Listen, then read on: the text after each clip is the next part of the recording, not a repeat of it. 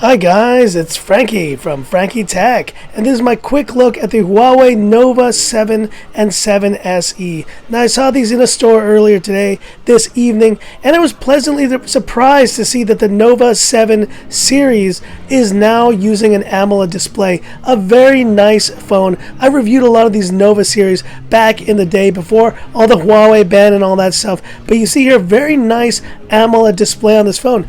Recent or previous Huawei Nova series phones always had LCD, but I really did appreciate this fact. And just showing you guys a little bit of the the software here running Android 10, but because of that, guys, no Google apps on this phone.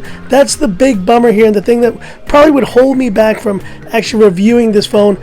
And just swiping around though with the Kirin 985, really great performance here. Now switching over to the Huawei Nova 7 SE.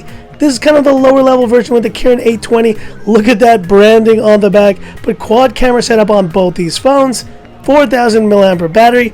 A very nice 6.5 inch display. Here are some other specs. You can see it comes in this purple, green, and kind of silver colors. I really do like that kind of animation there to kind of cancel all applications.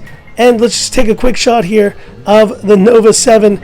You know, I really do miss, guys, reviewing Huawei phones on the channel. It's really unfortunate that just from a use case scenario, because of the Google ban, you know, you have the app gallery, and there are ways to actually put Google apps on these phones now. So if there is one phone that I would be considering reviewing, it is this Nova 7 5G cable here. This is the 8GB 256 gigs of storage version, and that Kirin 985 is a beastly processor for the price you see there of 3,600 Hong Kong dollars. I think there's a lot of phone here for the price, and I do think that some of you out there still may really appreciate Huawei phones. It's unfortunate, like I said, because of the limitations, but look, very small bezels. I also like that it's a flat panel display.